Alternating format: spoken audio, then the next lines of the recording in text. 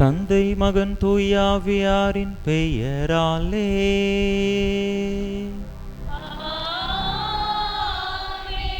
நம் ஆண்டவராகிய இயேசு கிறிஸ்துவின் அருளும் கடவுளின் அன்பும் தூய ஆவியாரின் நட்புறவும் உங்கள் அனைவரோடும் இருப்பதாக.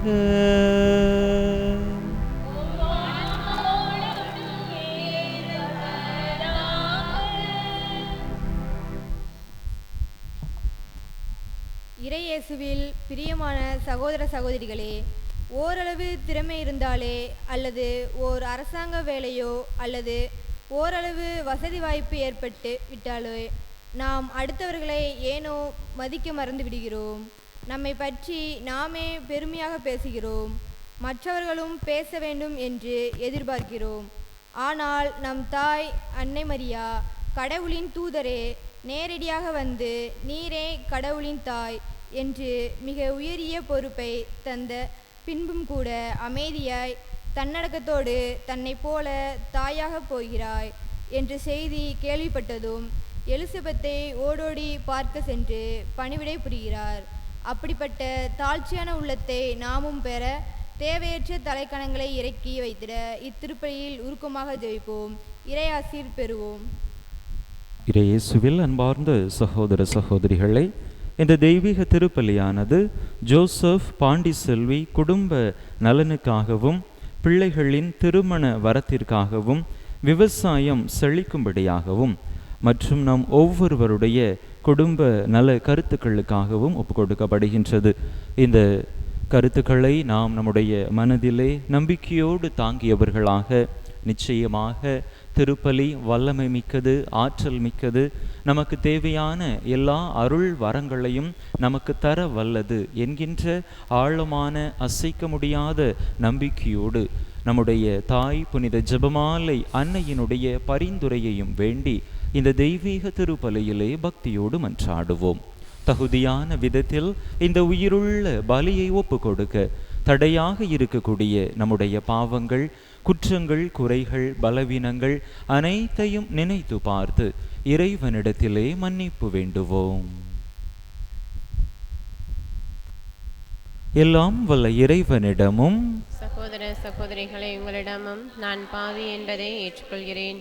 ஏனெனில் என் சிந்தனையாலும் சொல்லாலும் செயலாலும் நன்மைகள் தவறியதாலும் பாவங்கள் பல செய்தேன். என் பாவமே, என் பாவமே, என் பெரும் பாவமே. ஆகையால் இப்பொழுதும் கன்னியான புனித மரியாளையும் வானதூதர் புனிதர் அனைவரையும் சகோதர சகோதரிகளை உங்களையும் நம் தேவனாகிய ஆண்டவரிடம் எனக்காக வேண்டிக் கொள்ள மன்றாடுகிறேன். எல்லாம் வல்ல இறைவன் நம்மீது இரக்கம் வைத்து நம் பாவங்களை எல்லாம் மன்னித்து நம்மை நிலை வாழ்வுக்கு அழைத்து செல்வாராக. ஆமென்.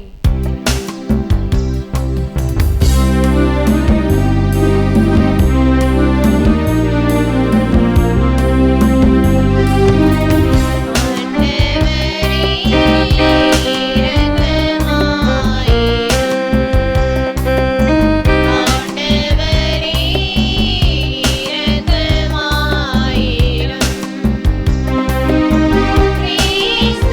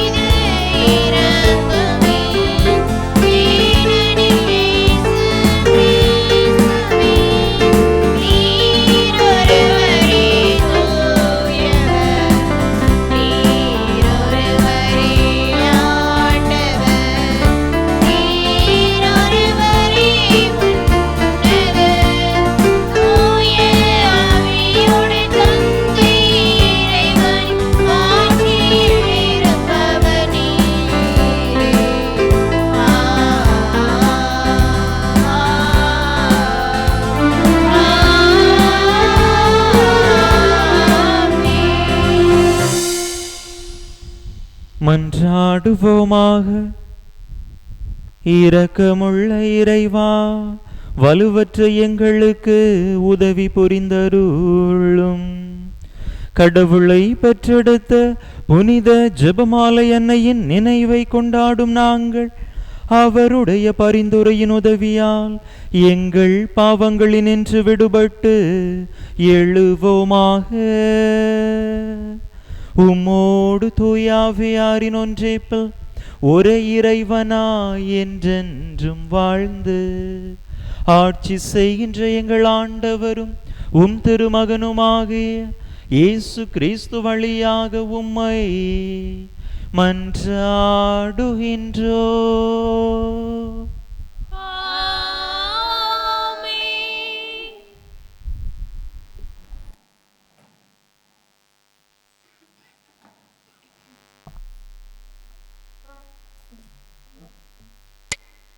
லேவியர் நூலிலிருந்து வாசகம்.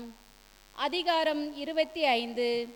இறைவார்த்தைகள் 1 மேலும் 8 முதல் 17 முடிய. லேவியர் நூலிலிருந்து வாசகம். அதிகாரம் 25. இறை வார்த்தைகள் 1 மேலும் 8 முதல் 17 முடிய. ஆண்டவர் சீனாய் மலையில் மோசேயிடம் கூறியது: தொடர்ந்து வரும் 7 ஓய்வு ஆண்டுகளை 7 ஆண்டுகளாக 7 முறை எண்ணிக்கையிட்டு அவை 49 ஆண்டுகள் ஆகும். 7ஆம் மாதம் 10ஆம் நாள் எக்கால ஒலி எழட்டும். பாவக்கழுவாய் நிறைவேற்றும் அந்த நாளில் உங்கள் நாடெங்கும் எக்காலம் முழங்கச் செய்யுங்கள். 50ஆம் ஆண்டை தூயதாக்கி நாட்டில் வாழ்வோருக்கு எல்லாம் தன்னுரிமை அறிவியுங்கள். அது உங்கள் யூப்ளி ஆண்டு. அந்த ஆண்டில் நீங்கள் உங்கள் நிலப்பகுதிக்கும் உங்கள் இனத்தாரிடமும் திரும்ப வேண்டும். 50ஆம் ஆண்டு உங்களுக்கு யூப்ளி ஆண்டு. அந்த ஆண்டு பயிரிட வேண்டாம். தானாய் விளைந்ததை அறுக்க வேண்டாம். கிளை நறுக்காத திராட்சை கொடியினின்று கனி சேர்க்கவும் வேண்டாம். ஏனெனில் அந்த ஆண்டு யூப்ளி ஆண்டு. அது உங்களுக்கு தூயது. நிலத்தினின்று அவ்வப்போது கிடைக்கும் பலனை உண்ணுங்கள். அந்த யூப்ளி ஆண்டில் அவரவர் தம் காணியாட்சிக்கு திரும்பிச் செல்ல வேண்டும். உங்களுக்குள் ஒருவனுக்கு நிலத்தை விற்கவோ அவனிடத்தில் வாங்கவோ செய்யும் பொழுது ஒருவரை ஒருவர் ஏமாற்றாதிருங்கள். யூப்ளி ஆண்டின் பின் ஆண்டுகளை கணக்கிட்டு அவற்றின் எண்ணிக்கைக்கு ஏற்ப வாங்கலாம். பயன்படுத்தும் ஆண்டுகளுக்கு ஏற்ப அவன் அதை உனக்கு விற்க வேண்டும். பலனை பயன்படுத்தும் ஆண்டுகள் எண்ணிக்கைக்கு மிகுதியாயிருந்தால் விலையை உயர்த்த வேண்டும். குறைந்திருந்தால் விலையை குறைக்க வேண்டும். ஏனெனில் பயனுள்ள ஆண்டுகளின் எண்ணிக்கைக்கு ஏற்பவே அவன் விற்கிறான். உங்களுள் எவரும் தம் இனத்தாரை ஏமாற்றலாகாது. கடவுளுக்கு அஞ்சி நடங்கள். ஏனெனில் நானே உங்கள் கடவுளாகிய ஆண்டவர். இது ஆண்டவர் வழங்கும் அருள்வாக்கு.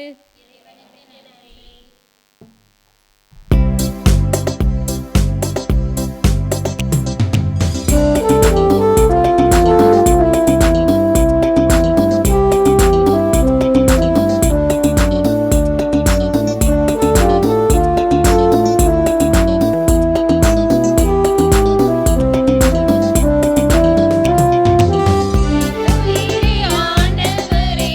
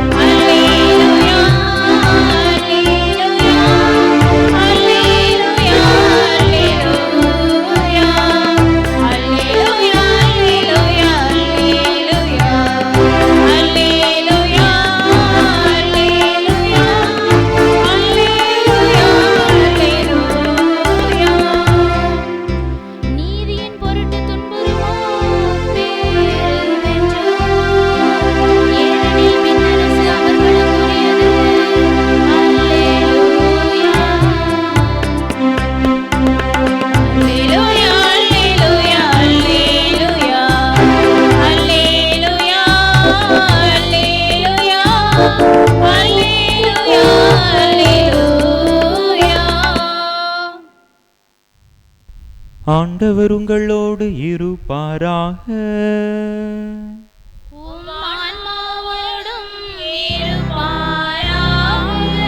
லூக்கா எழுதிய தூய நற்செய்தியிலிருந்து வாசகம்.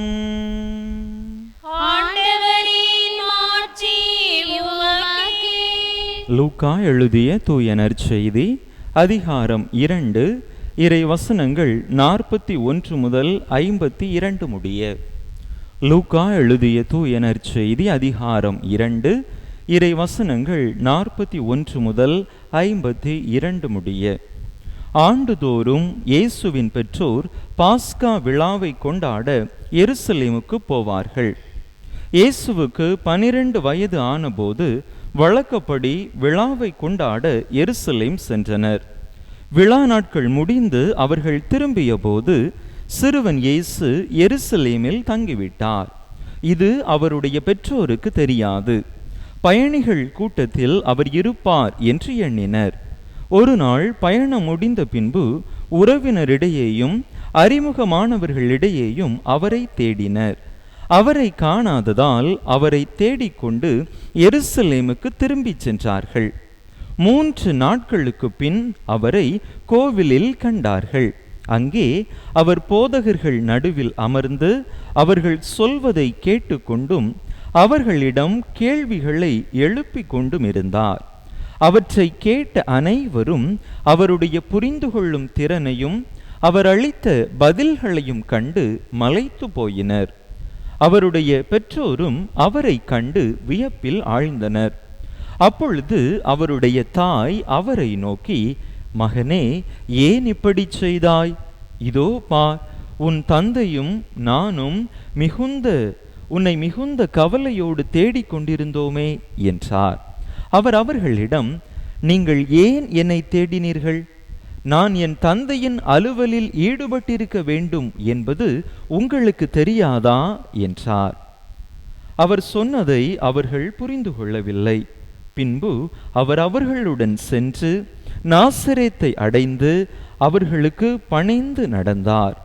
அவருடைய தாய் இந்நிகழ்ச்சிகளை எல்லாம் தமது உள்ளத்தில் பதித்து வைத்திருந்தார்.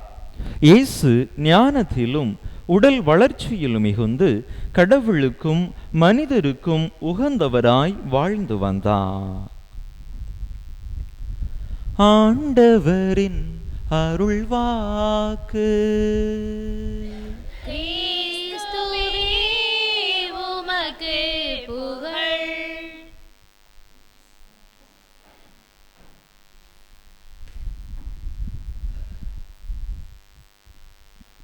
இயேசுவில் அன்பார்ந்த சகோதர சகோதரிகளே, புனித ஜெபமாலை அன்னையினுடைய அன்பு பிள்ளைகளே, அனைவருக்கும் அன்னையினுடைய சிறப்பு வாழ்த்துக்களை அன்னையின் பெயரால் அன்போடு தெரிவித்துக் கொள்கின்றேன்.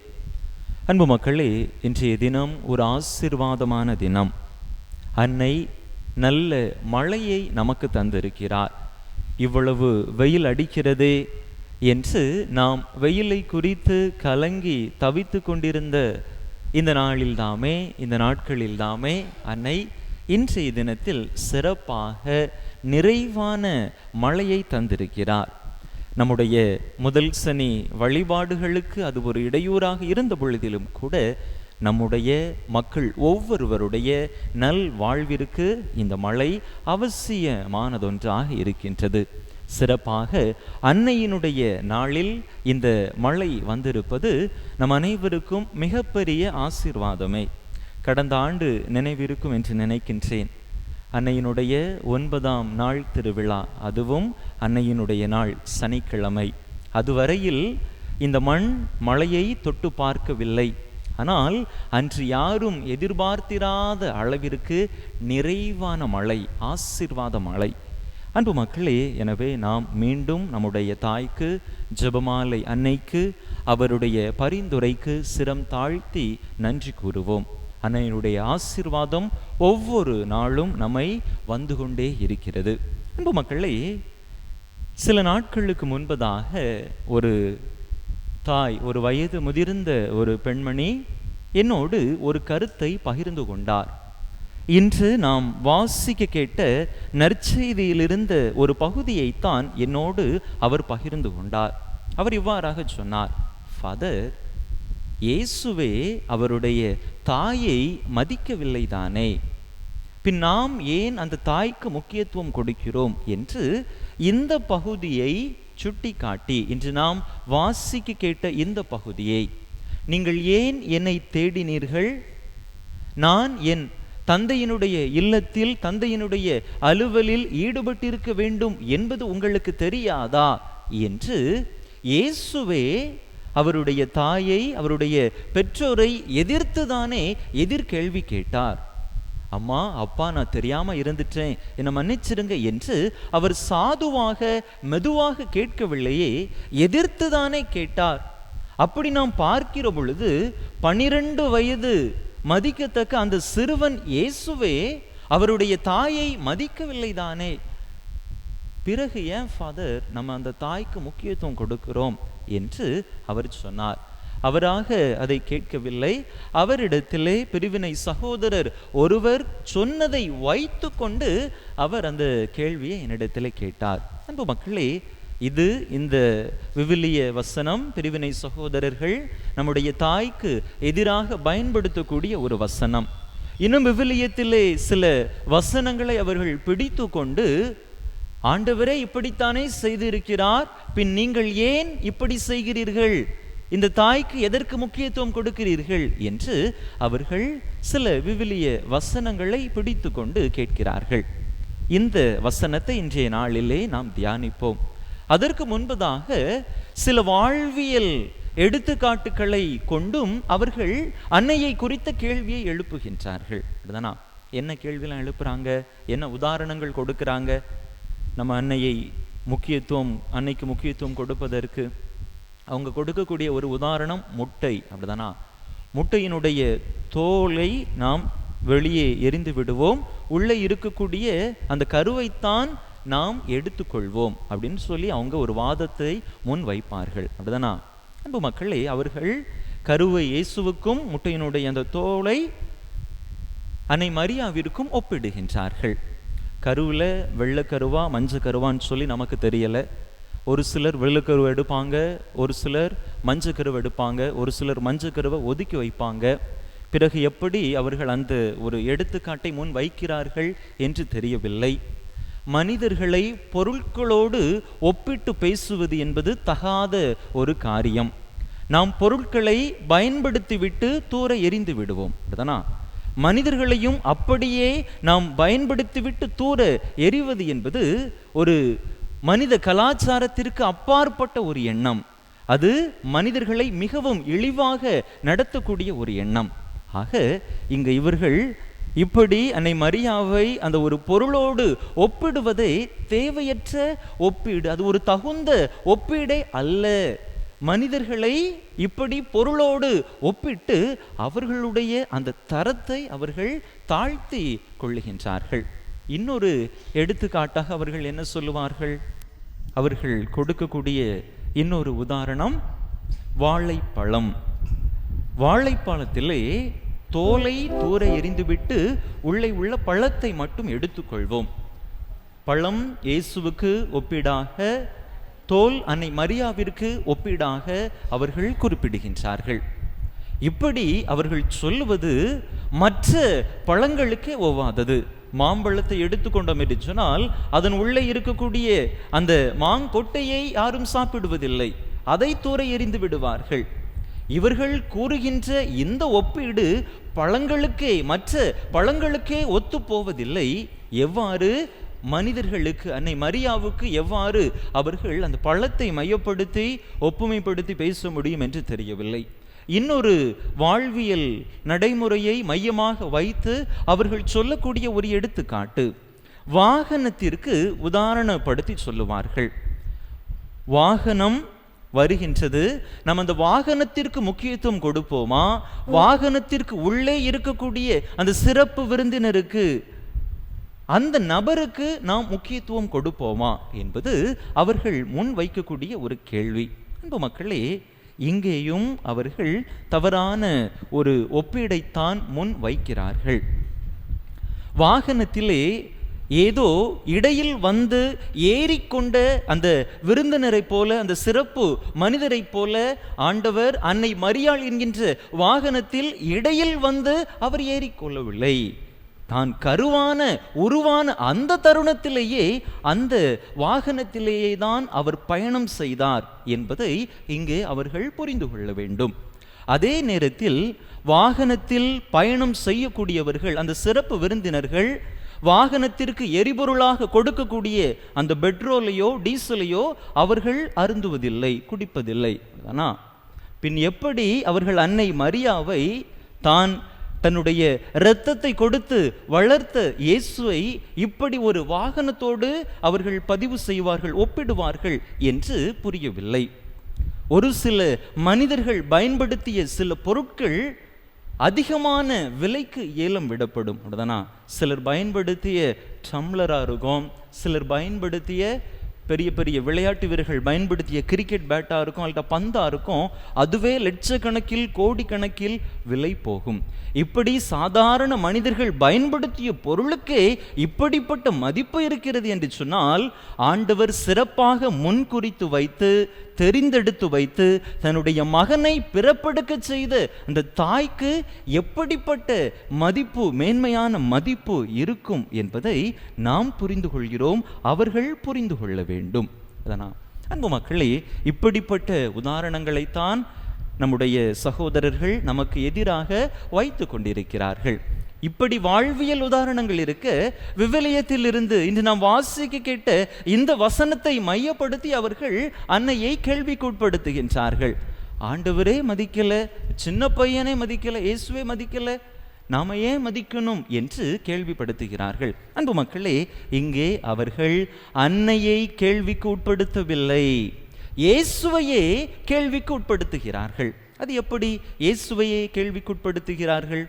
விடுதலை பயண நூல் 20வது அதிகாரம் 12வது இறை வசனத்திலே நாம் வாசிக்கின்றோம். உன்னுடைய தந்தையையும் தாயையும் மதித்து நட என்று கடவுள் அங்கே இஸ்ராயேல் மக்களுக்கு கட்டளைகளை கொடுப்பார். 10 கட்டளைகளை கொடுப்பார். அந்த கட்டளைகளில் ஒரு கட்டளை, 4வது கட்டளை தான் உன் தந்தையையும் தாயையும் மதித்து நட என்பது. இங்கே இயேசுவே இந்த கட்டளையை மீறினார் என்று சொன்னால் அவர் 10 கட்டளைக்கு எதிராக செயல்படுவதை போல் ஆகிவிடும். தன்னை பின்பற்ற வந்த நிலையான வாழ்வை பெற தான் என்ன செய்ய வேண்டும் என்று கேட்ட அந்த பணக்கார இளைஞனை பார்த்து ஆண்டவர் என்ன சொல்லுவார்? மத்தேயு நற்செய்தி 19வது அதிகாரத்தில் நாம் வாசிக்கின்ற பொழுது தெரியும், 17, 18, 19 வசனங்களில் வாசிக்கின்ற பொழுது தெரியும், நீர் நிலை வாழ்வை பெற விரும்பினால் கட்டளைகளை கடைபிடியும். 10 கட்டளைகளை நீ கடைபிடிக்கணும் அப்படின்னு சொல்லிட்டு ஆண்டவரே அந்த கட்டளைகளை கடைபிடிக்காமல் இருக்க முடியுமா? மத்தேயு நற்செய்தி மலை பொழிவிலே ஆண்டவர் சொல்லுவார், இறை வாக்குகளையோ திருச்சட்டத்தையோ நான் அழிக்க வந்தேன் என நீங்கள் நினைக்க வேண்டாம், அவற்றை அழிக்க அல்ல நிறைவேற்றவே வந்தேன் என்று சொல்லுகின்றார். ஆக இறைவனுடைய வார்த்தையை நிறைவேற்ற வந்த மானிட மகன் எப்படி அந்த வார்த்தைகளுக்கு, இறைவன் கொடுத்த கட்டளைகளுக்கு எதிராக செயல்படுவார்? ஆக அவர்கள் அன்னையை இங்கே குற்றம் சுமத்தவில்லை, இயேசுவையே அவர்கள் குற்றம் சுமத்துகிறார்கள். இது அவர்களுக்கு நாம் கொடுக்கக்கூடிய ஒரு பதில். அடுத்ததாக நாம் பார்க்கின்ற பொழுது அவர்கள் பல நேரங்களில் இந்த பிரிவினை சகோதரர்கள் என்ன செய்வார்கள்? ஒரு வசனத்தை மட்டும் பிடித்துக் கொள்வார்கள், அடுத்த வசனத்தை விட்டுருவாங்க. தொடர்ந்து அந்த வசனத்தை அவர்கள் மேற்கோளிட்டு காட்டுகிற பொழுது அதனை தொடர்ந்து வருகின்ற லூக்கா நற்செய்தி 2வது அதிகாரம் 51வது இறை வசனத்திலே குறிப்பிடப்பட்டிருக்கக்கூடிய அந்த வார்த்தைகளை அவர் இல்லம் திரும்பி தன்னுடைய தந்தைக்கும் தாய்க்கும் பணிந்திருந்தார் என்கின்ற அந்த வார்த்தைகளை அவர்கள் அங்கே மறந்து விடுகின்றார்கள். இயேசு எதிர்த்து கேள்வி கேட்டார் என்கின்ற அந்த வசனத்தை மட்டும் பிடித்து கொண்டு அவர்களுக்கு தாய் தந்தைக்கு பணிந்திருந்தார் என்கின்ற வார்த்தைகளை அவர்கள் மறந்து விடுகின்றார்கள். ஆக இயேசுவே தன்னுடைய தாய்க்கு, தன்னுடைய பெற்றோருக்கு அவர் பணிந்து வாழ்ந்திருந்த பொழுது அவருடைய பணிவிற்கு எதிராக இவர்கள் செயல்படுவது இவர்களுடைய அதிமேதாவித்தனத்தை தானே காட்டுகின்றது. அன்பு மக்களே, இன்னொரு வாதத்தையும் அவர்கள் முன்வைக்கின்றார்கள். 12 வயது சிறுவனையே அவர்களால் பார்த்து கொள்ள முடியவில்லையே, அவருடைய தாயால் 12 வயது சிறுவனை சரியாக பார்த்து கொள்ள முடியவில்லையே, அவர் எப்படி எல்லாரையும் பாதுகாப்பார் என்கின்ற ஒரு கேள்வியை அன்னைக்கு எதிராக வைக்கின்றார்கள். அன்பு மக்களே, இன்றைய நற்செய்தியிலே நாம் வாசிக்க கேட்டோம், ஒவ்வொரு ஆண்டும் அவருடைய பெற்றோர் பாஸ்கா விழாவை கொண்டாட எருசலேமுக்கு செல்வார்கள் என்பது அவருடைய வழக்கமாக இருந்திருக்கிறது. அப்படி என்று சொன்னால் முதலிலே இருந்த அந்த 11 ஆண்டுகளையும் விட்டுவிட்டு இந்த 12வது ஆண்டை மட்டும், 12வது வயதில் அவர்கள் சென்றதை மட்டும் லூக்கா நற்செய்தியாளர் எதற்காக குறிப்பிட வேண்டும்? அதையும் ஒரு சில சகோதரர்கள் கேள்விக்கு உட்படுத்துகிறார்கள். அங்கே அவர்கள் இயேசுவை சரியாக கவனித்துக் கொள்ளவில்லை. 12 வயது சிறுவன் தங்களோடு உடன் நடந்து கொண்டிருக்கிறான் என்பதை அவர்கள் நினைத்து பார்க்கவில்லை.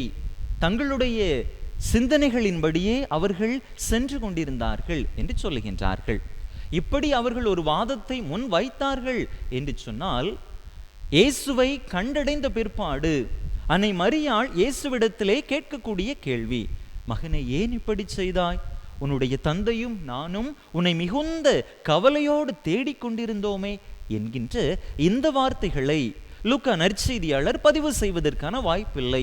ஒருவேளை அன்னை மரியாவை குற்றம் சுமத்துவதற்காக இந்த பகுதியை அவர் வைத்திருப்பதாக பிரிவினை சகோதரர்கள் சொல்லுகின்ற பொழுது இந்த வார்த்தையை அவர் சேர்த்திருக்க அங்கே வாய்ப்பு இல்லை என்று பார்க்கிறோம். ஆக அவர்களுடைய வாதம் அங்கே அடிபட்டு போகின்றது. அன்பு மக்களே, அவர்கள் இன்றைய நடைமுறைகளை தங்களுடைய கருத்தில் வைத்துக்கொண்டு அன்றைய வழக்கத்திற்கு அவர்கள் விடை தேர்க்க பாய்கிறார்கள். அன்றைய வழக்கம் என்ன? அன்றைய காலகட்டத்தில் இன்றைய காலகட்டத்தில் இருப்பது போல வாகன வசதிகள் எல்லாம் கிடையாது. இன்னைக்கு ஒரு இடத்துக்கு போறோம், ஒரு ஊருக்கு திருப்பயணமாக போகிறோம் என்று சொன்னால் நாம் குடும்பமாக ஒரே வாகனத்திலே பயணிப்போம். இதுதான் இன்றைய கால வழக்கம். கார் பிடிச்சு போவோம். ஆனால் அன்றைய காலகட்டத்தில் அந்த வாகன வசதிகள் இல்லாத காலகட்டத்தில் நடந்தே திருப்பயணங்களை மேற்கொள்வது வழக்கம். ஆக அவர்கள் எருசலேம் ஆலயத்திற்கு சென்ற பொழுது நடந்தே சென்றார்கள். அவ்வாறு நடந்து செல்கின்ற பொழுது ஆண்கள் ஒரு குழுவாகவும் பெண்கள் ஒரு குழுவாகவும் செல்வது வழக்கம். சில நேரங்களில் உறவினர்கள் இணைந்து ஒரு குழுவாக செல்லுவார்கள். சிறுவர்கள் அங்குமிங்கும் ஓடிக்கொண்டு விளையாடி கொண்டு இந்த குழுவினருள் ஏதாவது ஒரு குழுவினரோடு இணைந்து செல்வார்கள். ஆக அங்கே என்ன நடந்திருக்கிறது? அன்னை மரியா என்ன நினைத்திருக்கிறார்? ஆண்கள் தன்னுடைய கணவர் இணைந்து செல்லக்கூடிய அந்த குழுவிலே தன்னுடைய மகன் இருப்பான் என்று இவர் நினைத்திருக்கக்கூடும். யோசேப்பு என்ன நினைத்திருப்பார்? தன்னுடைய மனைவியோடு இயேசுவினுடைய தாயோடு அவர் சென்று கொண்டிருப்பார் என்று அவர் நினைத்திருக்கக்கூடும். அல்லது பெற்றோர் 2 பேருமே இணைந்து உறவினர்களோடு அவர் சென்று கொண்டிருப்பார் என்று அவர்கள் நினைத்திருக்கக்கூடும். எப்பொழுது அவர்கள் இயேசு அங்கே இல்லாததை கண்டுகொள்கிறார்கள்? அந்த காலத்து வழக்கம் எப்படிப்பட்டதாக இருந்தது என்று சொன்னால், இப்படி அவர்கள் தொடர்ந்து பயணம் செய்கின்ற பொழுது மாலை நேரத்திலே ஒரு இடத்திலே நிற்பார்கள். அங்கே குடும்பமாக இணைந்து எல்லாரும் இருக்கிறார்களா என்பதை பார்த்து மீண்டுமாக அவர்களுடைய பயணத்தை தொடங்குவது வழக்கம். இப்படி மாலை நேரத்தில் அன்னை மரியாவும் யோசேப்பும் சந்தித்து கொள்ளுகிற பொழுதுதான் அங்கே இயேசு இல்லை என்பதை அவர்கள் புரிந்து கொள்கின்றார்கள். அப்பொழுதுதான் இயேசு காணாமல் போனது அவர்களுக்கு தெரிய வருகின்றது. அன்பு மக்களே, இங்கே இன்னொரு விடயமும் நம்முடைய கவனத்திற்குரியதாக இருக்கின்றது. எருசலேம் சென்று அவர்களுடைய ஊருக்கு திரும்பி வர ஒரு நாள் ஆகும். ஒரு நாளில் போயிட்டு வந்துடலாம். ஒரு நாள் போயிட்டு திரும்பி வந்த பிறகு தான் பார்க்குறாங்க இயேசுவை காணவில்லை. அவர்கள் திரும்பி அங்கே எருசலேமுக்கு போகின்ற பொழுது 3 நாட்கள் ஆகிவிட்டது. 3 நாட்கள் கழித்துத்தான் அவர்கள் இயேசுவை கண்டுபிடிக்கிறார்கள். அப்படி என்று சொன்னால் அந்த 3 நாட்களும் அங்கே அன்னை மரியாவும் யோசேப்பும் இயேசுவை தேடி அலைந்தார்கள். உறவினர்களுக்கிடையே, இன்னும் மற்ற இடங்களுக்கிடையே அவர்கள் சென்று இயேசு இருக்கிறாரா என்று அவர்கள் பரிதவித்து தேடி அலைந்ததாக பார்க்கிறோம். இவர்களுடைய வாதம், ஒரு நாள் கழித்துதான் அவர்கள் அங்கே இயேசுவை பார்க்கிறார்கள், ஒரு நாள் முழுக்க இயேசு இருந்தது கூட கண்ணுக்கு தெரியவில்லையா என்கின்ற வாதத்தை எல்லாம் இவர்கள் வைத்து கொண்டு அவர்களுக்கு பொறுப்பு இல்லை என்கின்ற வாதத்தை முன்வைக்கிறார்கள். பொறுப்பு இல்லாமல்லா 3 நாட்கள் அவர்கள் இயேசுவை தேடி அலைந்தார்கள். அன்பு மக்களே, இந்த ஒரு நிகழ்வு இயேசுவினுடைய இறப்பு மற்றும் உயிர்ப்புக்கும் ஒரு முன் அடையாளமாக இருப்பதை நாம் புரிந்து கொள்ள முடிகின்றது. 3 நாட்கள் கழித்து அவர்கள் இயேசுவை கண்டு கொண்டது, இயேசு 3 நாட்கள் பாதாளத்தின் பிடியில் இருந்து அவர் உயிர் பெற்றதற்கு ஒரு முன் அடையாளமாகவும் இருக்கின்றது. அன்பு மக்களே, நம் நற்செய்தியிலே பார்க்கிற பொழுது மத்தேயு நற்செய்தியாளர் யோசேப்புக்கு முக்கியத்துவம் கொடுத்து அந்த வார்த்தைகளை அவர் வடித்திருப்பார். அதே போல லூக்கா நற்செய்தியாளர் அன்னை மரியாவிற்கு முக்கியத்துவம் கொடுத்து எழுதியிருப்பார். யோசேப்பிற்கு முக்கியத்துவம் கொடுக்கின்ற பொழுது கனவிலே தோன்றி மரியாவை ஏற்றுக்கொள் என்று சொல்லுவது, கனவிலே எச்சரிக்கப்பட்டு எகிப்துக்கு தப்பியோடச் சொல்லுவது, எகிப்திலிருந்து மீண்டும் வரச் சொல்லுவது என்று யோசேப்பை மையப்படுத்திய செய்திகள் மத்தேயு நற்செய்தியிலே இருக்கும். லூக்கா நற்செய்தியில் அன்னை மரியாவை மையப்படுத்திய செய்திகள், மங்கள வார்த்தை செய்தி, அன்னை எலிசபெத் அம்மாளை சந்தித்தது, அன்னை ஆண்டவரை வாழ்த்தி பாடிய அந்த பாடல், குழந்தையை தீவன தொட்டியிலே கடத்தி இருப்பது, அனைத்தையும் தன்னுடைய உள்ளத்திலே சிந்தித்து வைத்திருப்பது என்று இங்கே அன்னை மரியாவுக்கு முக்கியத்துவம் கொடுத்து எழுதக்கூடிய லூக்கா நற்செய்தியாளர் அன்னை மரியாவை குற்றம் சுமத்துவதற்காகவா இந்த வார்த்தைகளை அங்கே எழுதியிருப்பார்? இதனை நம்முடைய பிரிவினை சகோதரர்கள் நினைத்து பார்ப்பதில்லை. மக்களே, ஆக ஆண்டவர் லூக்கா நற்செய்தியாளர் இங்கே இந்த வார்த்தைகளை, ஆண்டவர் காணாமல் போன இந்த நிகழ்வை இங்கே பதிவு செய்திருப்பது அன்னை மரியாவை குற்றம் சுமத்துவதற்காக அல்ல, மாறாக 12 வயதிலேயே தன்னுடைய இறை தந்தையினுடைய திட்டத்தை, விருப்பத்தை அறிந்து செயல்படுத்துபவராக ஆண்டவர் இருந்தார் என்பதை முன்குறித்து காட்டத்தான், என்பதை பதிவு செய்யத்தான் லூக்கா நற்செய்தியாளர் அந்த வார்த்தைகளை அங்கே பதிவு செய்வதை பார்க்கின்றோம். இவர்கள் இவ்வாறு தவறாக பதிவு செய்வது இவர்களுடைய ஒரு தவறான புரிதலுக்குத்தான் உதாரணமாக இருக்கின்றது. மக்களே, இப்படி யாராவது கேள்வி கேட்டார்கள் என்று சொன்னால் விவிலியத்தை நன்றாக படித்துவிட்டு வாருங்கள் என்று அவர்களுக்கு பதில் மொழி சொல்லுங்கள். நம்முடைய தாயை நாம் வணங்குகிறோம் என்று சொன்னால், அவருடைய பரிந்துரையை வேண்டி நிற்கிறோம் என்று சொன்னால், இயேசுவே தன்னுடைய தாயை வணங்கினார், அவருக்கு உரிய மரியாதையை கொடுத்தார். அந்த ஒரு பின்புலத்தில் தான் நாம் அன்னைக்கு முக்கியத்துவம் கொடுக்கிறோம், அன்னையை வணங்குகின்றோம். அன்பு மக்களே, நம்முடைய வாழ்க்கையை சற்று சிந்தித்து பார்ப்போம். இந்த தாயின் மீது எனக்கு எந்த அளவிலான பற்று இருக்கிறது? இந்த தாயை நான் உறுதியாக நம்புகிறேனா? இந்த தாயினுடைய பரிந்துரை வல்லமை மிக்கது. இந்த தாய் எவ்வாறு தன்னுடைய மகனை பாதுகாப்பாக பேணி வளர்த்தாரோ அதே போல இந்த தாய் நம்மையும் பேணி வளர்க்கிறார், பாதுகாக்கிறார், நம்மை பராமரிக்கிறார் என்கின்ற அந்த ஒரு ஆழமான நம்பிக்கை நம்மிடத்திலே இருக்கிறதா என்று சிந்தித்து பார்ப்போம். மங்கள வார்த்தை நிகழ்வுக்கு பிற்பாடு இயேசுவை முன்னிட்டு இந்த தாய் அனுபவித்த வேதனைகள் ஏராளம் ஏராளம். அவர் சிலுவையினுடைய அடியிலே நின்ற நிகழ்வாக கூட இருக்கலாம். அந்த நிகழ்வுகளில் கூட அன்னை கலங்கியதாக நற்செய்தியாளர்கள் பதிவு செய்யவில்லை. ஆனால் 3 நாட்கள் உடல் அளவிலே தன்னுடைய மகனை பிரிந்து இருந்த இந்த காலகட்டத்தில் தான் அன்னை கலக்கமுற்றார். உன் தந்தையும் நானும் மிகுந்த கவலையோடு உன்னை தேடிக்கொண்டிருந்தோம் என்கின்ற இந்த வார்த்தைகளை நற்செய்தியாளர் பதிவு செய்திருக்கின்றார். ஆக அன்னை எந்த அளவிற்கு தன்னுடைய மகனை தன்னுடைய உயிராக வைத்திருந்தார் என்று நாம் பாருங்கள். அன்பு மக்களே, அன்று எவ்வாறு நம்முடைய தாய் இயேசுவை பாதுகாப்பாக பராமரித்தாரோ அதே போல இன்று நம்மையும் பாதுகாப்பாக பராமரித்து கொண்டிருக்கிறார். நாம் பலவித வேதனைகளுக்கு மத்தியில், கஷ்டங்களுக்கு மத்தியில், துன்ப துயரங்களுக்கு மத்தியில் வாழ்ந்து கொண்டிருக்கலாம். இந்த தாய் நம்மை ஒவ்வொரு நாளும் பார்த்து கொண்டே இருக்கிறார். நமக்கான தேவைகளை அவருடைய திருமகனிடத்திலே எடுத்து கொண்டு போய் பரிந்து பேசிக்கொண்டே இருக்கிறார். எனவே இந்த தாயை நாம் சிக்கன பற்றி கொள்வோம். இந்த தாயினுடைய பரிந்துரையை அதிகமாக நாடுவோம். இந்த தாயை நம்புவோர் ஒரு நாளும் கைவிடப்படார் என்பதை மட்டும் உறுதியாக நம்பியவர்களாக, இந்த தாயின் மீதான விசுவாசத்தில் இன்னும் ஆளப்பட்டவர்களாக, இந்த தாயினுடைய பரிந்துரையின் வழியாக இறைவனுடைய அருள் ஆசீர் நிறைவாக நம்மை வந்தடையும் என்கின்ற அந்த ஒரு விருதியான விசுவாசத்தோடு நம்முடைய வாழ்க்கையை அமைத்துக் கொள்வோம். நிச்சயமாக இந்த தாய், நான் வழக்கமாக சொல்வது போன்று, நாம் கேட்கக்கூடிய எல்லாவற்றையும் நமக்கு பெற்று தராவிட்டாலும் நமக்கு அவசியமானதை, இந்த தேவை நிச்சயமாக நமக்கு தேவைப்படுகிறது என்பதை நிச்சயம் ஒரு நாள் இந்த தாய் நமக்கு பெற்று தருவார். எனவே அந்த நம்பிக்கையோடு தொடர்ந்து இந்த தாயினுடைய பரிந்துரையை வேண்டி இந்த திருப்பலியிலே இணைந்து மன்றாடுவோம். ஆமன்.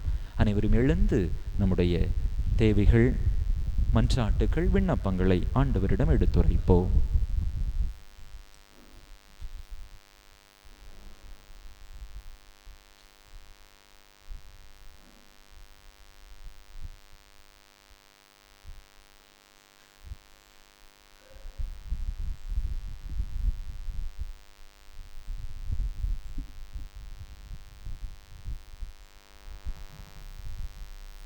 அன்பு தந்தையே இறைவா, திரு அவையை வழிநடத்தும் திருத்தந்தை, ஆயர்கள், குருக்கள், கன்னியர்கள், துறவரத்தார் இவர்கள் அனைவரின் ஆன்ம நலன்களுக்காகவும் உடல் ஆரோக்கியத்திற்காகவும் இறைவா உம்மிடம் மன்றாடுகிறோம்.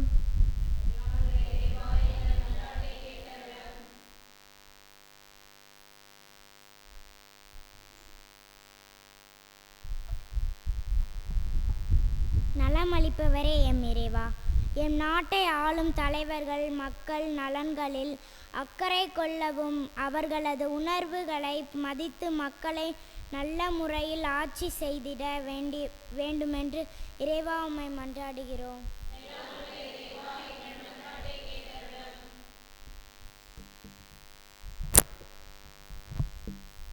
நீதியானவரே எம் இறைவா, பொய் குற்றங்கள் சுமத்தி சிறையில் அடைக்கப்பட்ட அருள் சகோதரிகளுக்கு நல்ல தீர்ப்பு கிடைக்க வேண்டும். அவர்களின் விடுதலை பெறவும் நாட்டில் நீதி நிலையை பெறவும் இறைவா உம்மை மன்றாடுகின்றோம். எல்லாம் அல்ல இறைவா, எங்கள் மன்றாட்டை கேட்டருளும்.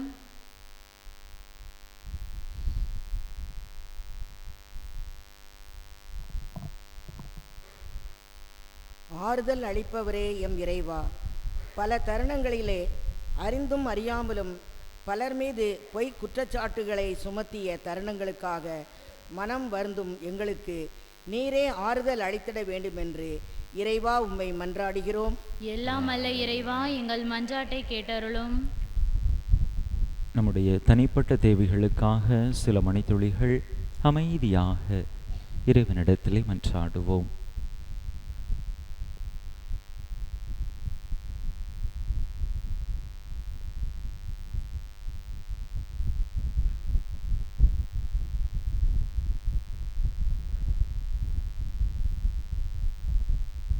எங்கள் தாயான தந்தையான இறைவா, உம் அன்பு பிள்ளைகள் நாங்கள் கேட்ட இந்த மன்றாட்டுகளை எல்லாம் எங்களுக்கு தந்தருள வேண்டுமென்று எங்கள் ஆண்டவராகிய கிறிஸ்து வழியாக உம்மை மன்றாடுகிறோம்.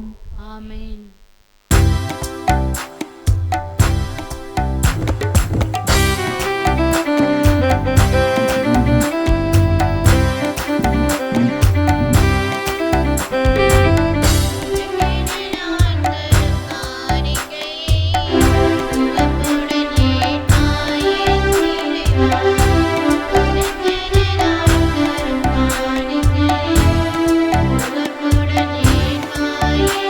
இறைவா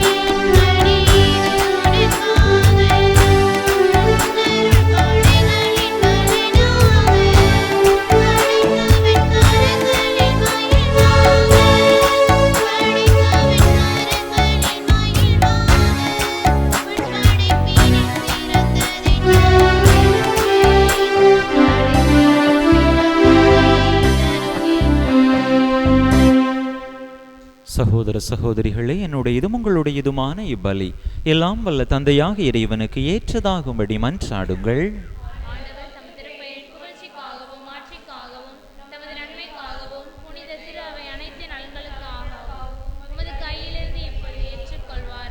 ஆண்டவரே, உம் திருமகனுடைய தாயின் நினைவை கொண்டாடும் நாங்கள் உம்மை வேண்டுகின்றோம். இவ்வலியின் காணிக்கை உமது எல்லையற்ற அருள் துணையால் உமக்கு நிலையான கொடையாக மாறுவதாக. எங்கள் ஆண்டவராகிய கிறிஸ்து வழியாக உம்மை மன்றாடுகின்றோம்.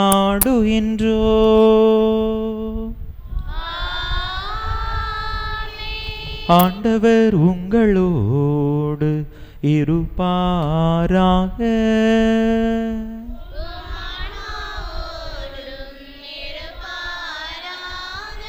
இதயங்களை மேலே எழுப்புங்கள்.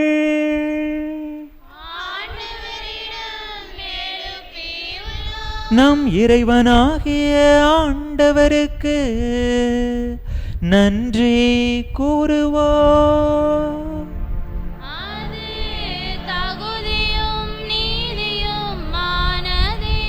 ஆண்டவரே, தூயவரான தந்தையே, என்றுமுள்ள எல்லாம் வல்ல இறைவா, எங்கள் ஆண்டவராகிய கிறிஸ்து வழியாக எந்நாளும் எவ்விடத்திலும் நாங்கள் உமக்கு நன்றி செலுத்துவதும், எப்பொழுதும் கன்னியான புனித மரியாவின் வணக்க நாளில் நாங்கள் உம்மை போற்றி புகழ்ந்து மாட்சிப்படுத்துவதும் மெய்யாகவே தகுதியும் நீதியுமாகும். எங்கள் கடமையும் மீட்புக்குரிய செயலுமாகும். தூயாவின் நிழலிட்டதால் அந்த அன்னையுமுடைய ஒரே திருமகனை கருத்தாங்கி தமது கன்னிமையின் மாட்சியில் நிலைத்து நின்று நிலையான ஒளியாகிய எங்கள் ஆண்டவர் இயேசு கிறிஸ்துவை உலகுக்கு அளித்தார். அவர் வழியாகவே உமது மாண்பை வான தூதர் புகழ்கின்றன. தலைமை தாங்குவோருமை வழிபடுகின்றனர். அதிகாரம் செலுத்துவோரும் திருமுன் நடுங்குகின்றனர். வானங்களும் அவற்றில் உள்ள ஆற்றல்களும் செராபீன்களும் ஒன்று கூடி அக்களித்து கொண்டாடுகின்றன. அவர்களோடு எங்கள் குரலையும் சேர்த்து கொள்ளுமாறு நாங்கள் உம்மை தாழ்மையுடன் இறைஞ்சி ஒரே குரலாய் ஆர்ப்பரித்து பாடுவதாவது: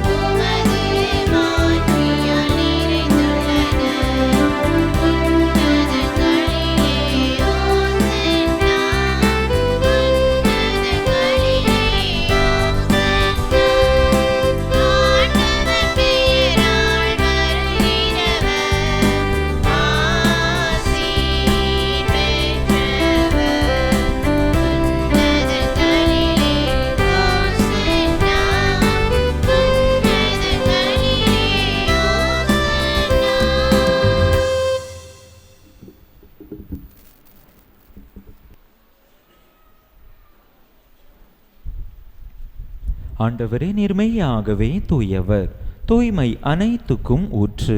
ஆகவே உம்முடைய ஆவியை பொழிந்து இக்காணிக்கைகளை தூய்மைப்படுத்த உம்மை வேண்டுகின்றோம்.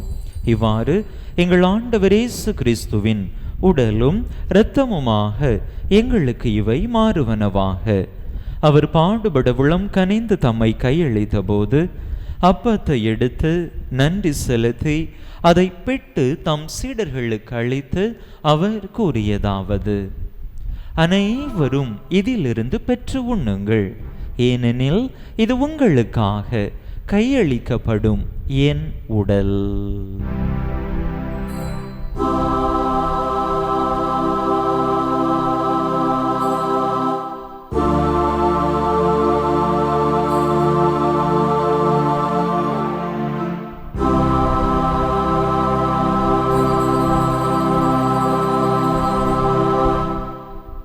அவ்வண்ணமே இரவு விருந்தை அருந்திய பின் கிண்ணத்தையும் எடுத்து மீண்டும் உமக்கு நன்றி கூறி தம் சீடர்களுக்கு அளித்து அவர் கூறியதாவது: அனைவரும் இதிலிருந்து பெற்று பருகுங்கள், ஏனெனில் இது புதிய நிலையான உடன்படிக்கைக்குரிய என் இரத்தத்தின் கிண்ணம்.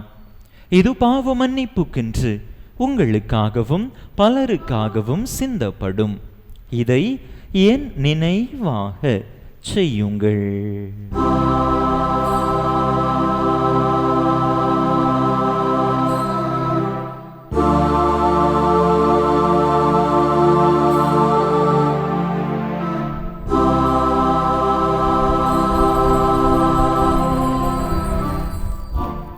நம்பிக்கையின் மறைபொருள்.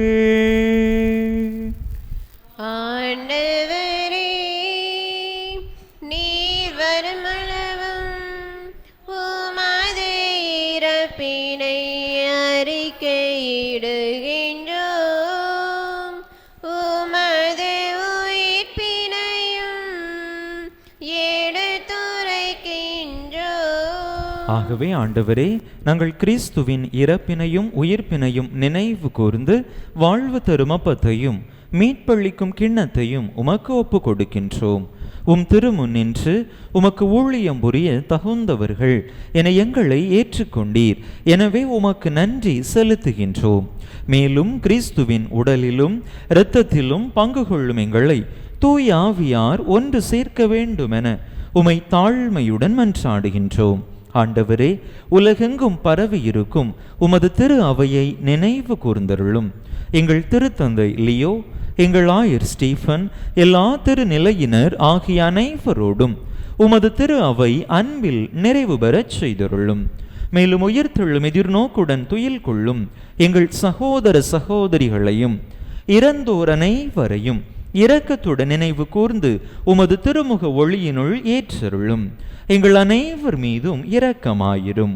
கடவுளின் கன்னித்தாயும் எங்கள் பாதுகாவலியுமான புனித ஜெபமாலை அன்னை, அவருடைய கணவரான புனித யோசேப்பு, புனித திருத்தூதர்கள், இவ்வுலகில் உமக்கு உகந்தவராயிருந்தோர் ஆகிய புனிதர் அனைவருடனும் நாங்கள் நிலை வாழ்வில் பங்கு கொள்ளும் தகுதி பெற்று உம் திருமகன் இயேசு கிறிஸ்து வழியாக உமை புகழ்ந்தேத்தும் வரமருள உமை மன்றாடுகின்றோம்.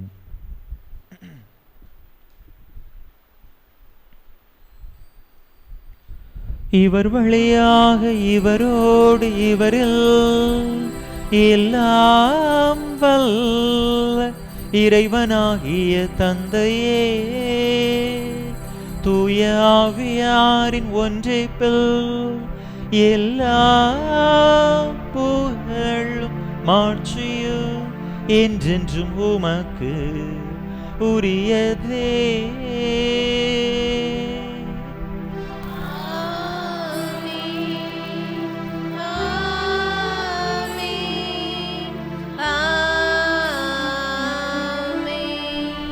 மீட்பரின் கட்டளையால் கற்பிக்கப்பட்டு இறை படிப்பினையால் பயிற்சி பெற்ற நாம் துணிந்து சொல்லுவோம்: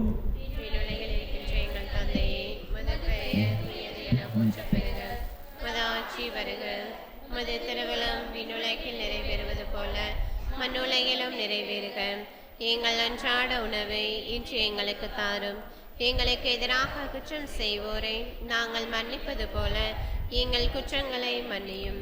எங்களை சோதனைக்கு உட்படுத்தாதையும் தீமையிலிருந்து எங்களை விடுவித்தருளும். ஆண்டவரே, தீமை அனைத்தில் இருந்தும் எங்களை விடுவித்து எங்கள் வாழ்நாளில் அமைதியை கனிவுடன் அருள உமை மன்றாடுகின்றோம். உமது இரக்கத்தின் உதவியால் நாங்கள் பாவத்தில் இருந்து எப்போதும் விடுதலை பெற்று யாதொரு கலக்கமுமின்றி நலமாய் இருப்போமாக. நாங்கள் எதிர்நோக்க இருக்கும் பேரின்பத்துக்காகவும் எமீட்பராகிய இயேசு கிறிஸ்துவின் வருகைக்காகவும் காத்திருக்கின்றோம். ஆண்டவரே இயேசு கிறிஸ்துவே, அமைதியை உங்களுக்கு விட்டுச் செல்கின்றேன், என் அமைதியையே உங்களுக்கு அளிக்கின்றேன் என்றும் திருத்தூதர்களுக்கு மொழிந்தீரே. எங்கள் பாவங்களை பாராமல் உமது திரு அவையின் நம்பிக்கையை கண்ணோக்கி உமது திருவுள்ளத்துக்கு ஏற்ப அதற்கு அமைதியையும் ஒற்றுமையையும் அளித்தருள்வீராக. என்றென்றும் வாழ்ந்து ஆட்சி செய்கின்றவர் நீரே. ஆமென். ஆண்டவருடைய அமைதி உங்கள் அனைவரோடும் என்றும் இருப்பதாக. உம் ஆன்மாவோடும் இருப்பதாக. ஒருவருக்கொருவர் கிறிஸ்து வழங்கும் அமைதியை பகிர்ந்து கொள்வோம்.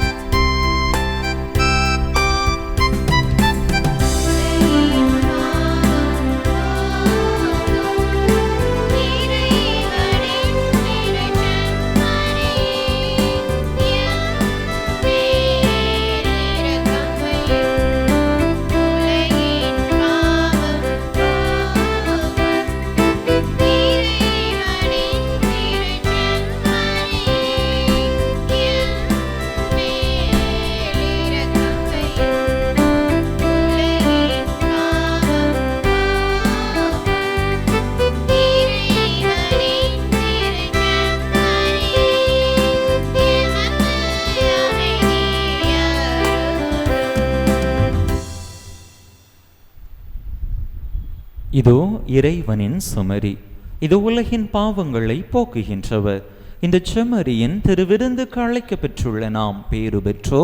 ஆண்டவரே, நீரின் இல்லத்தில் எழுந்தருளி வர நான் தகுதியற்றவள். ஆனால் ஒரு வார்த்தை மட்டும் சொல்லியருளும், எனது ஆன்மா நலமடையும்.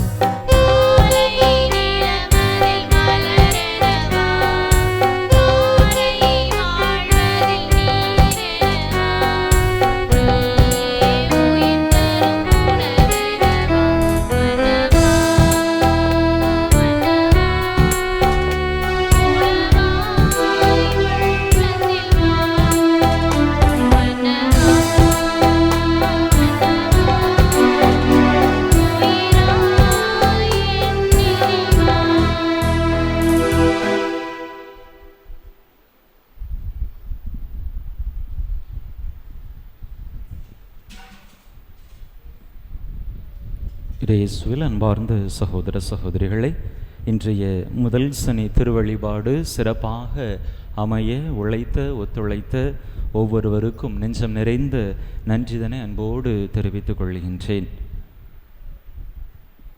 இன்றைய தினத்திற்கு நமக்கு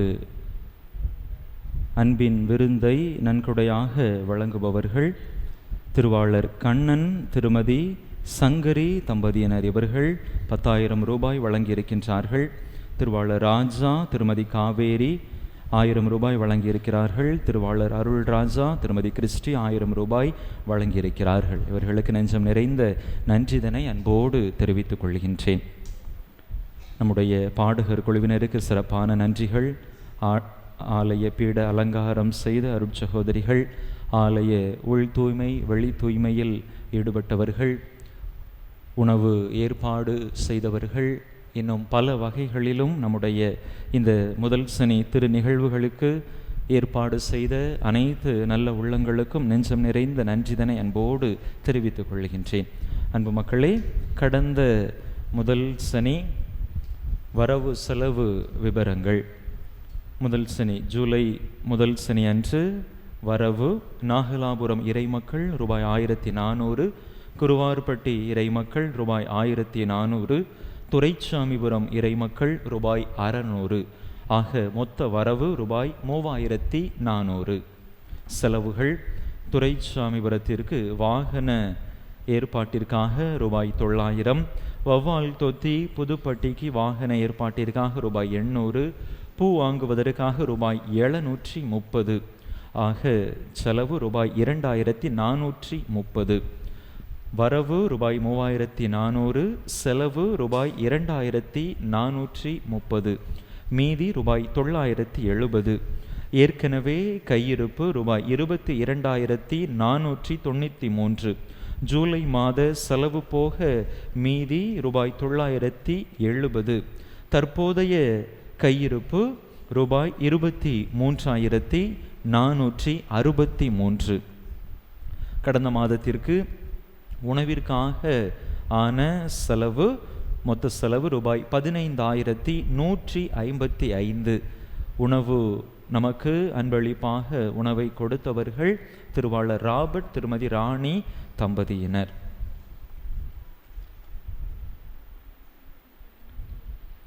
அன்பு மக்களே, மழை பெய்தாலும் கூட மழையையும் பொருட்படுத்தாமல் ஏராளமான மக்கள் அன்னையை தேடி, அன்னையினுடைய பரிந்துரையை தேடி வந்திருக்கிறீர்கள். அனைவருக்கும் நெஞ்சம் நிறை நன்றிதனை வாழ்த்துக்களை அன்போடு தெரிவித்துக் கொள்கிறேன்.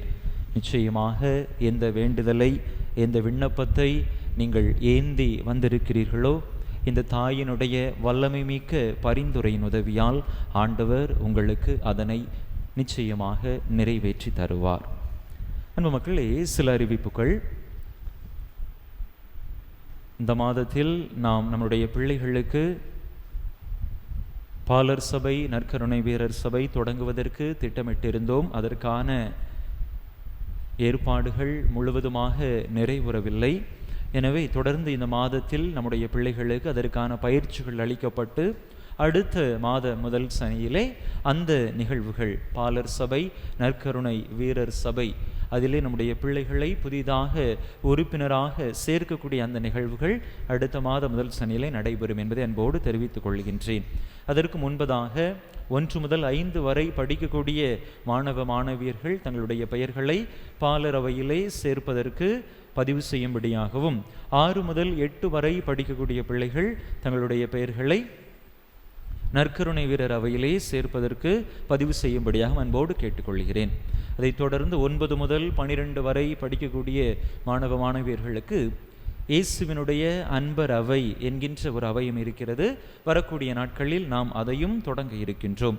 அதே போல நம்முடைய இளம் பெண்களுக்கு அமலோற்பவ மாதா சபை, திருமணம் முடிந்த பெண்களுக்கு திருக்குடும்ப சபை போன்ற சபைகளும் வருகின்ற காலங்களில் நாம் நம்முடைய பங்கிலே நிறுவ இருக்கின்றோம். ஏற்கனவே நம்முடைய பங்கில் சிறப்பாக செயல்பட்ட சபைகள்தான் காலப்போக்கில் வழக்கொழிந்து விட்டன. எனவே மீண்டும் அவற்றிற்கு புத்துயிர் கொடுக்க இருக்கிறோம். எனவே அன்பு மக்கள், நல்ல ஒத்துழைப்பை கொடுக்குமாறு உங்களை அன்போடு கேட்டுக்கொள்கின்றேன்.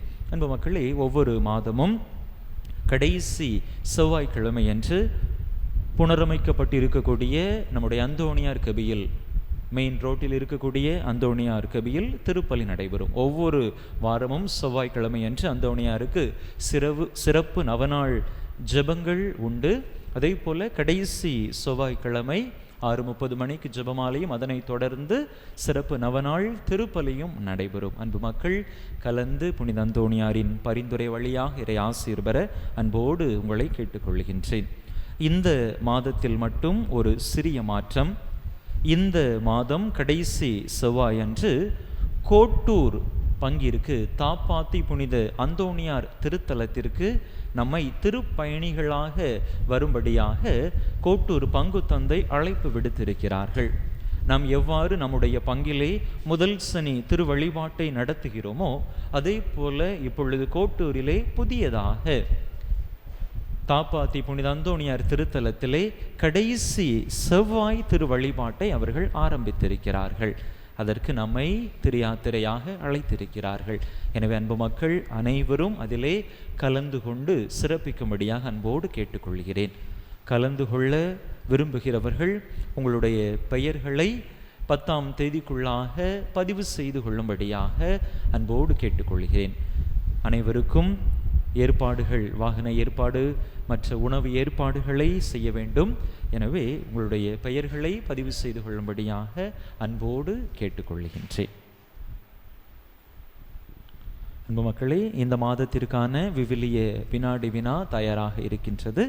கடந்த மாதங்கள் ஜூன் மற்றும் ஜூலை மாதங்களுக்கான விவிலிய வினாடி வினா தாள்களை இன்னும் ஒப்படைக்காதவர்கள் அந்த பதில்களை ஒப்படைக்கும்படியாகவும் புதிய இந்த மாதத்திற்கான வினாடி வினா தாளை பெற்றுச் செல்லும்படியாகவும் அன்போடு கேட்டுக்கொள்கிறேன். அன்பு மக்கள், கடந்த வாரங்களில் நடந்த நிகழ்வுகளை குறித்து கேள்விப்பட்டு இருப்பீர்கள். கடந்த 25ஆம் தேதி, ஜூலை மாதம் 25ஆம் தேதி சத்தீஸ்கரிலே 2 அருட்சகோதரிகளை தவறான குற்றச்சாட்டினை சுமத்தி கைது செய்தார்கள். அருட்சகோதரி பிரீத்தி மேரி, அருட்சகோதரி வந்தனா பிரான்சிஸ் 2 பேரையும் அவர்கள் 3 பேரை, 3 இளம் பெண்களை கடத்தி கட்டாய மதமாற்றம் செய்கிறார்கள் என்கின்ற ஒரு தவறான ஒரு குற்றச்சாட்டை அவர்கள் மீது வைத்து சிறையிலே அடைத்தார்கள். அந்த அருட்சகோதரிகளுக்கு பிணையம், பெயில் கிடைக்காமல் அவர்கள் ஆழ்ந்த துயரத்திலே இருந்தார்கள். ஆனால் நம்முடைய வேண்டுதலுக்கு ஏற்ப பலருடைய முயற்சிகளின் விளைவாக இன்றைய தினத்திலே அந்த அருட்சகோதரிகளுக்கு பெயில் கிடைத்திருக்கிறது. கண்டிஷனல் பெயில் என்று நிபந்தனைகளுக்கு உட்பட்ட அந்த ஒரு பெயில், அந்த ஒரு விடுதலை அவர்களுக்கு கிடைத்திருக்கிறது. தொடர்ந்து நாம் ஜெபிப்போம். இப்படிப்பட்ட அடக்குமுறைகள், ஒடுக்குமுறைகள், சிறுபான்மையினருக்கு எதிரான இந்த செயல்பாடுகள் இன்னும் தலை தூக்காமல் இருக்க தொடர்ந்து நாம் நம்முடைய ஜெபங்களில் இதனை வைத்து கொள்ளும்படியாக உங்கள் ஒவ்வொருவரையும் அன்போடு கேட்டுக்கொள்கின்றேன்.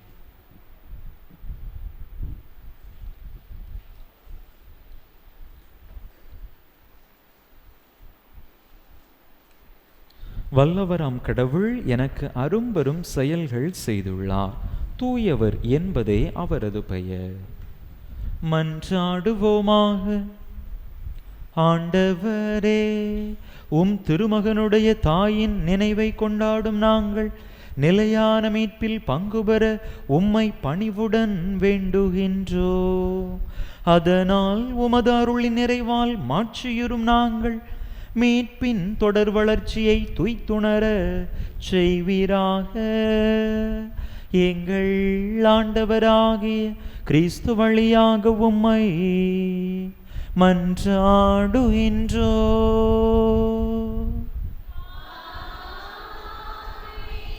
ஆண்டவர் உங்களோடு இருப்பாராக.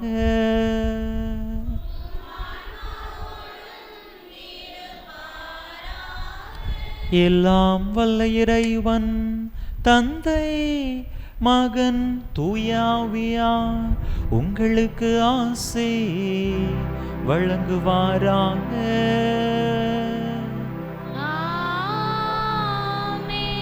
இறையாசிரை நிறைவாக பெற்றவர்களாக சென்று வாருங்கள், திருப்பலி நிறைவேறிற்று.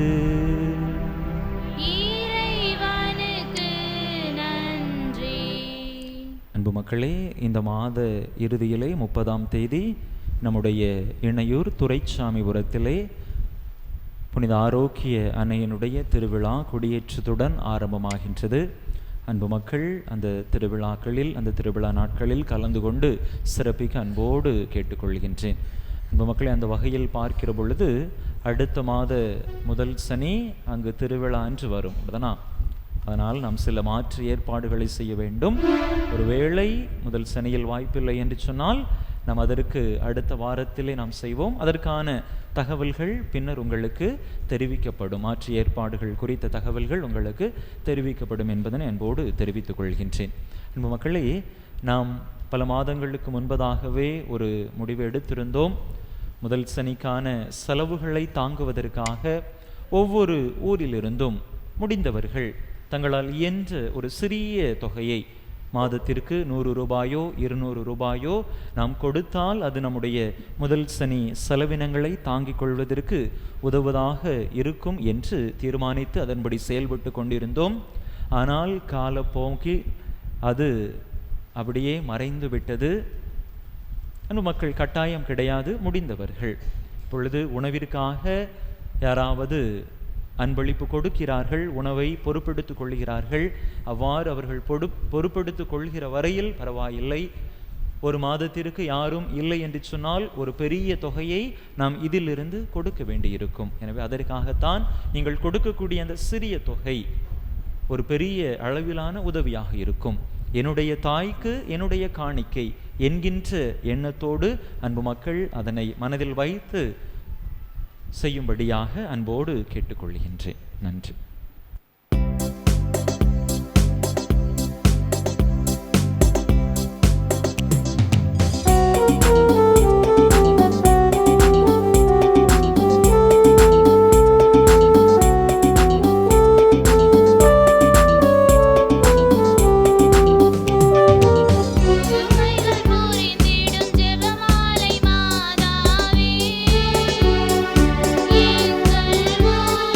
எங்கள் ஊரின்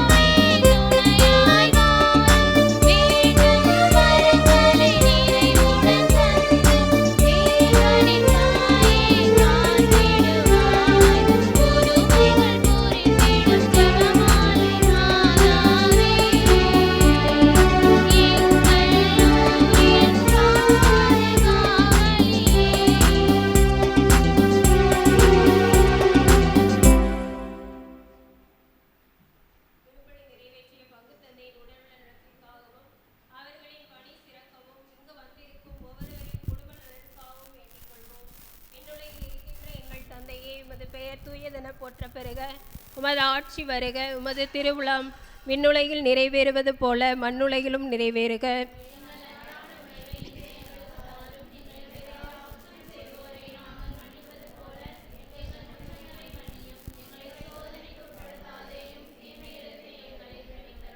அருள் நிறைந்த மரியே வாழ்க, ஆண்டவர் உம்முடனே, பெண்களுக்குள் பேறு பெற்றவள் நீரே.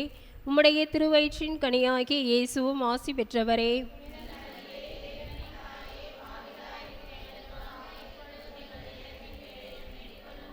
தந்தைக்கும் மகனுக்கும் தூய ஆவியாருக்கும் ஆட்சி உண்டாவதாக. புனித ஜெபமாலை அன்னையே, புனித ஞானப்பிரகாசியாரே, புனித அந்தோணியாரே, புனித சூசையப்பரே, நிலையான புகழுக்குரிய தூய்மை மிகு நற்கருணைக்கு எல்லா காலமும் ஆராதனையும் புகழும் போற்றியும் ஆட்சிமையும் உண்டாக கடவது. தந்தை மகன் தூய ஆவியின் பெயராலே ஆமேன். அன்பு மக்களே, இன்னொரு சிறிய அறிவிப்பு, ஒரு வேண்டுகோள். கடந்த மாதங்களில் நாம் நம்முடைய பங்கிலே சமூக பொருளாதார கணக்கெடுப்பு எடுத்தோம். அதுதானா முன்னால் இருந்த அருட்சகோதரி மரியா அவர்களுடைய தலைமையிலே வீடுகளுக்கு வந்து அந்த ஒரு கணக்கெடுப்பு, மக்களுடைய இந்த சமூக பொருளாதார நிலையை குறித்த ஒரு கணக்கெடுப்பை எடுத்தோம். ஒரு 84 வீடுகளுக்கு தான் அதனை நிறைவு செய்திருக்கிறோம். அருட்சகோதரி அவர்கள் பணிமாற்றம் பெற்று சென்று விட்டார்கள். இப்பொழுது நம்முடைய மறை மாவட்டத்திலிருந்து இன்னும் முடிக்காத அந்த பங்குகளில் விரைவாக இந்த சமூக பொருளாதார கணக்கெடுப்பை எடுக்கும்படியாக கேட்டிருக்கிறார்கள். ஏற்கனவே எடுத்த 84ம் அது எப்படி என்று தெரியவில்லை. இப்பொழுது மீண்டுமாக 2வது முறையாக இந்த ஆகஸ்ட் செப்டம்பர் 2 மாதங்களுக்குள்ளாக நீங்கள் இந்த கணக்கெடுப்பை எடுக்க வேண்டும் என்கின்ற ஒரு அன்பான வேண்டுகோள் நமக்கு விடப்பட்டிருக்கிறது. எனவே அன்பு மக்களே, வரக்கூடிய நாட்களில் அருட்சகோதரிகள் மற்றும் அதற்கான பயிற்சியை பெற்றவர்கள் உங்களுடைய இல்லங்களுக்கு இந்த கணக்கெடுப்பிற்காக வருகின்ற பொழுது அன்பு மக்கள் நல்ல ஒத்துழைப்பை கொடுக்கும்படியாக அன்போடு கேட்டுக்கொள்கிறேன். இதெல்லாம் ஏன் கேட்குறீங்க, இதனால் எங்களுக்கு எதுவும் பிரச்சனை வருமா என்று நீங்கள் கவலைப்பட வேண்டிய அவசியமே இல்லை. ஒன்றும் பிரச்சனை எதுவும் வராது. நம் மக்களுடைய அந்த ஒரு சமூக பொருளாதார நிலையை புரிந்து கொள்ள வேண்டும் என்பதற்கான ஒரு தரவிற்காகத்தான் இந்த ஒரு கணக்கெடுப்பு எடுக்கப்படுகின்றது. எனவே அன்பு மக்கள் தாராளமாக மனமுவந்து இந்த கணக்கெடுப்பிற்கு ஒத்துழைக்கும்படியாக உங்கள் ஒவ்வொருவரையும் அன்போடு கேட்டுக்கொள்கின்றேன்.